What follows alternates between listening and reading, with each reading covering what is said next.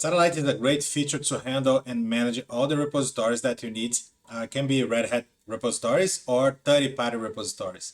In this video, I'm going to show you one amazing feature, straight to the point, in a way that Satellite can scan the structure, the remote structure, and show you, hey, I was able to find this list of repositories, which one would you like to enable, which one would you like to sync in a single shot. So let's assume that you have 3 repositories. You don't need to create one specific repository, each of them manually under one specific product. You can do everything in a single shot.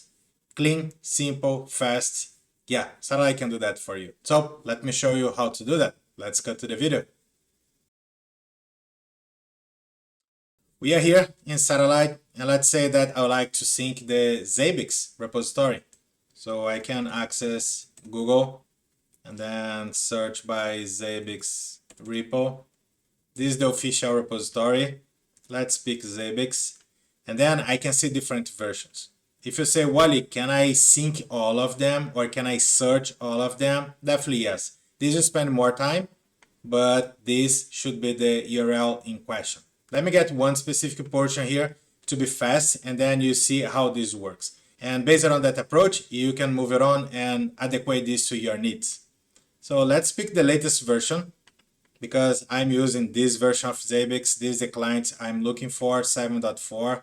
I can see here release and unstable. I would like to use the release, and I can see different flavors: Alma Linux, Amazon Linux, CentOS, Debian, Oracle, Raspberry, RHEL, Rocky Linux, SUSE Linux, and Ubuntu. So let's pick RHEL, and then I can see RHEL 7, 8, and 9. Again, Wally, can I sync to all of them? Yes, you can. But stick with me, my friend. Pick RHEL 7, 8, and 9. Basically, what normally we do is, okay, I need 3 repositories for the version 7.4. Version 7, I can see that we have source and no arc. This is the structure. So I will need to copy this, go to my Satellite, create a third-party repo, and move it on, providing all these steps. And then after that, I would like to return here, 8, no arc, copy this one. And why this link? Because we can see the repo data over here. This is the standard structure or the top level of one RPM repository. So I can copy this, come back, and create one more repo. And once again, I can pick the version 9, go over here, copy this one. See, 3 steps. We came, copy, come back, and multiple clicks because I need to navigate in this structure. But now let me show you this. We have the RHEL.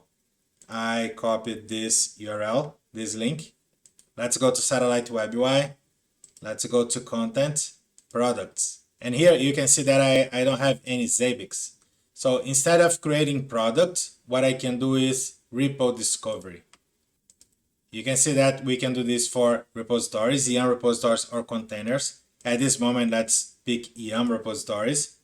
Which URL I would like to discover? This one. Okay, can I put the top level? Yes, you can, but stick with me. Let's do this slowly, baby steps to understand the process. We have the version 7.4, release, and RHEL. Eventually, you can face some websites that will be necessary to authenticate in order to get access. This is not the case here. This is public, and then I can click on discover. That's it. Simple, straight to the point, easy. We have the 7 source and no arc, 8 source and no arc, and 9 source and no arc. If I would like to sync all of them, I can pick all of them.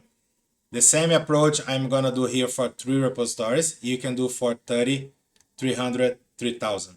The effort will be the same, but let's keep this. I don't need the sources, I just need the packages for version 7, version 8, and version 9. Whenever I select the repositories that I would like to sync, I can click on this Create Selected.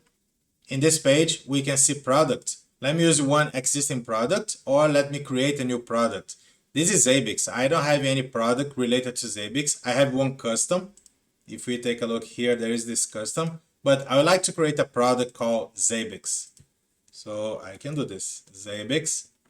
I no need username and password, so that's okay. And here this is the name of the repositories. So I know this is a 7.4 for row 7, 7.4 for row 8, and 7.4 for row 9.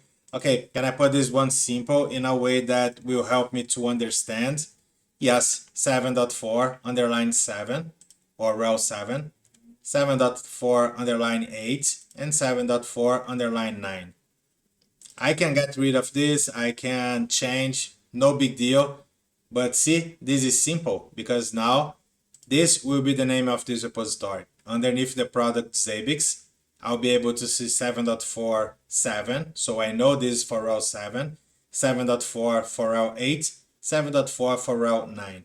Those are the repository labels. You don't need to change, that's okay. You can see that whenever you use spaces or dots, you can see the repository label will be changed by underscore.